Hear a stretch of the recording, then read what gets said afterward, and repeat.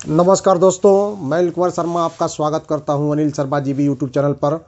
अगर आप मेरे इस चैनल अनिल शर्मा जीबी पर पहली बार विजिट कर रहे हो तो आपसे आग्रह है कि आप मेरे इस चैनल अनिल शर्मा जीबी को सब्सक्राइब कर लें, ताकि मेरे द्वारा जो भी वीडियो बनाई जाए उसका नोटिफिकेशन आपके पास सबसे पहले पहुँचे और आप मेरे वीडियो को देख सकें।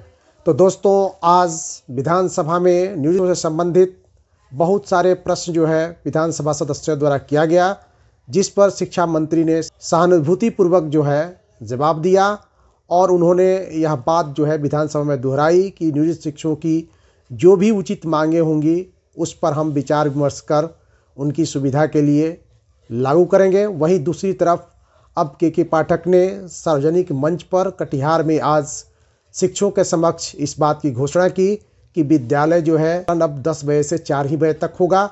उन्होंने शिक्षकों से ये निवेदन किया कि विद्यालय आप 10-15 मिनट पहले आएँ, ताकि विद्यालय की सर सफाई करने के बाद जब बच्चे वर्ग कक्ष में जाएं तो 10 बजे से उनकी जो है पढ़ाई शुरू हो जाए। तो दोस्तों, आइए इस वीडियो के माध्यम से इन सभी बातों को समझने की कोशिश करते हैं। थोड़ा पहले आइए, थोड़ा देर हो जाइए, ठीक है। 10 से 4 की बात है, थोड़ा पहले आना है, थोड़ा देर तक हो सकता है। लेकिन ये है कि जो कमजोर बच्चे, जैसे आज भी मैं स्कूलों में गया, देखिए बच्चे एक पन्ना नहीं पढ़ पा रहे, वो नहीं पढ़ पा रहे, हिंदी नहीं पढ़ पा रहे, विज्ञान और गणित तो दूर की बात है।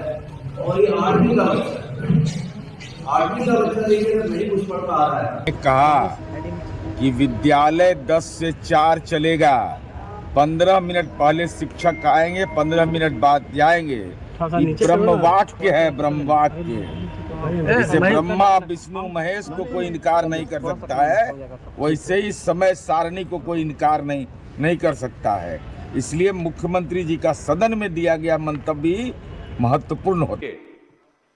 जो होगा 10 बजे से लेकर के 4 बजे तक के लिए।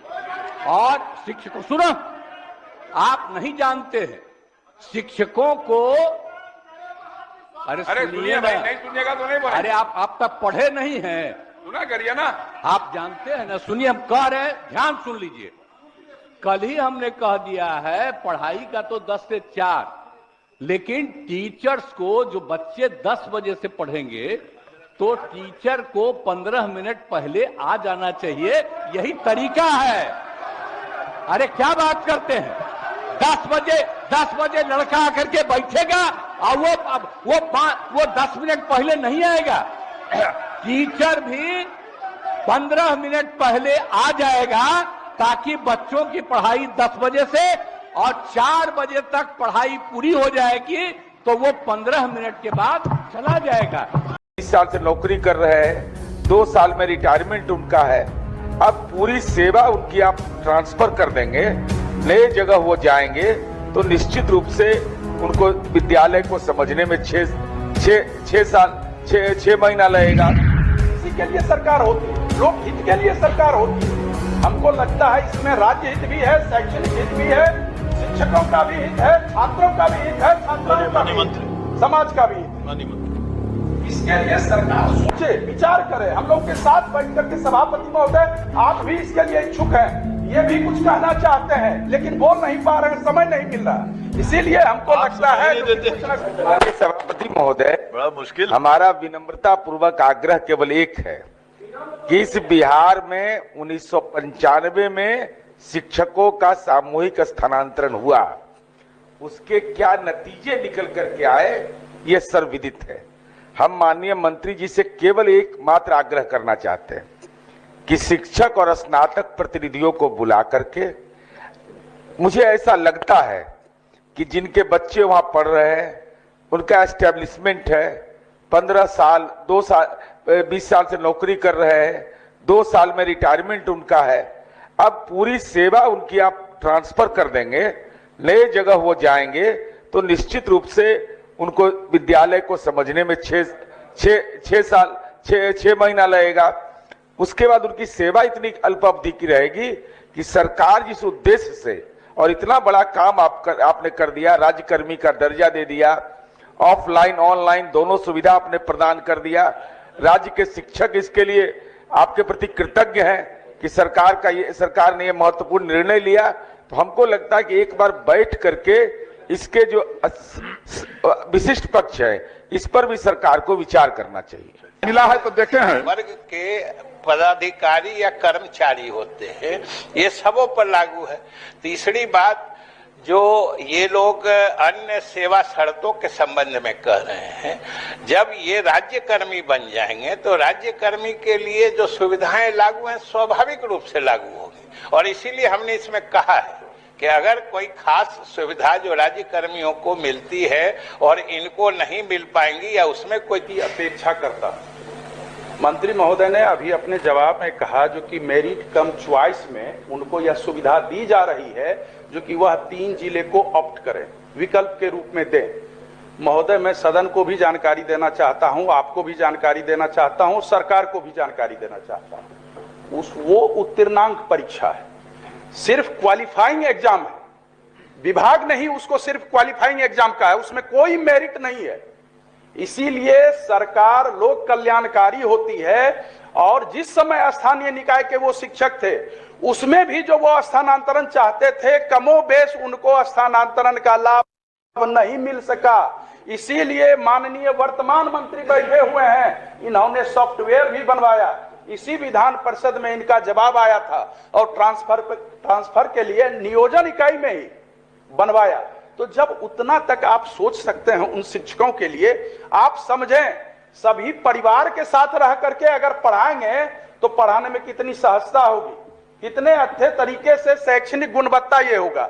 अब 15 साल से कोई कहीं रह रहा है, चाहे किराए के घर में रह रहा हो, चाहे जैसे भी अपने घर में रह रहा हो, 10 किलोमीटर दूर जाकर के क्लास कर रहा हो, तो उससे अच्छा होगा शैक्षणिक माहौल कि उनको 3 जिला कहीं और उस 3 जिले में भी क्या पेच है महोदय, वो अगर 3 जिला देंगे और उस 3 जिले में अगर किन्हीं का स्थानांतरण नहीं हुआ तो फिर अल्फाबेट में ए से शुरू होगा। अब ए से चले जाएंगे, अररिया से शुरू होगा या औरंगाबाद से शुरू होगा, तो मान लीजिए किशनगंज के टीचर या जो मैडम है वो चले जाएंगे औरंगाबाद। सर 600 किलोमीटर 700 किलोमीटर की दूरी पर अगर कोई चले जाएंगे, मतलब ये इतना संवेदनशील विषय है। हमको लगता है सरकार तो इसी के लिए होती है, इसी के लिए सरकार होती है, लोक हित के लिए सरकार होती है। हमको लगता है इसमें राज्य हित भी है, शैक्षणिक हित भी है, शिक्षकों का भी हित है, छात्रों का भी हित है, छात्राओं का भी हित है, समाज का भी हित है। इसके लिए सरकार सोचे, विचार करे। हम लोग के साथ बैठ करके सभापति महोदय आप भी इसके लिए इच्छुक हैं, ये भी कुछ कहना चाहते हैं लेकिन बोल नहीं पा रहे हैं, समय नहीं मिल रहा। इसीलिए हमको लगता है कुछ ना माननीय मंत्री समय देख लिया जाए, हम क्या देखें, बढ़ा लीजिएगा।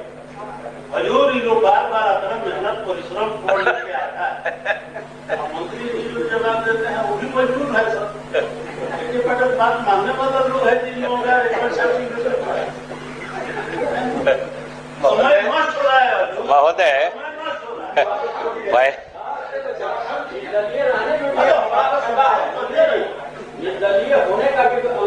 हाँ, एक इधर माल कर देते हैं, लाभ है तो आप कहीं नहीं हो जाते हैं। तो अजू 2 दिन नहीं थे, इतना शांति से चला है आते।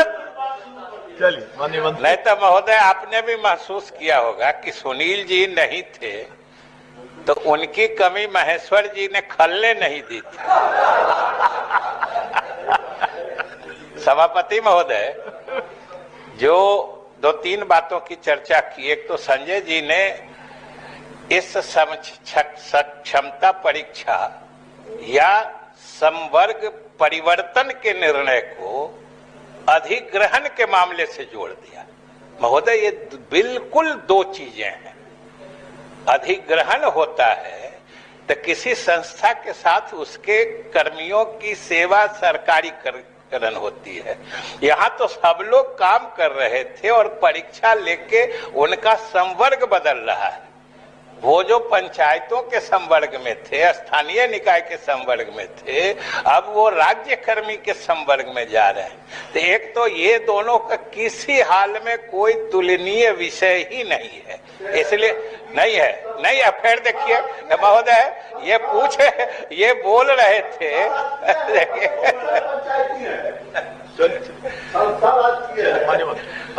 महोदय, इतना तो जब समझ के नहीं समझेंगे तब तो फिर समझाना मुश्किल है।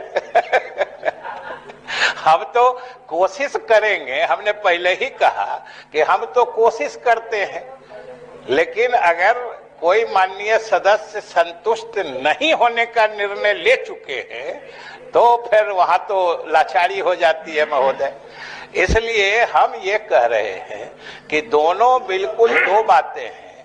और जैसा कि हमने कहा कि शिक्षकों को अगर उनको विकल्प देके जिला चुनने की बात है, और जो वो कह रहे हैं, क्यों मानते हैं कि शिक्षक के तीनों विकल्प जो है सो नहीं लागू होंगे? जहां शिक्षक के अगर पद रिक्त है और उनके विकल्प के जिले में पद रिक्त है तो सरकार इसको जरूर देखेगी जो उनके शिक्षकों के साथ कोई नाइंसाफी नहीं हो। और दूसरी बात, जो कुछ अन्य सुविधाओं की कह रहे हैं, हम कह रहे हैं कि जरूर हम माननीय सदस्यों को भी बुला लेंगे, हम बैठ के बात कर लेंगे जो राज्य कर्मी वाली और ने कौन सुविधाएं हैं और सुविधाएं जिसको इनको नहीं दिया जा रहा है, तो उसके बारे में हम लोग बात करके निर्णय लेंगे।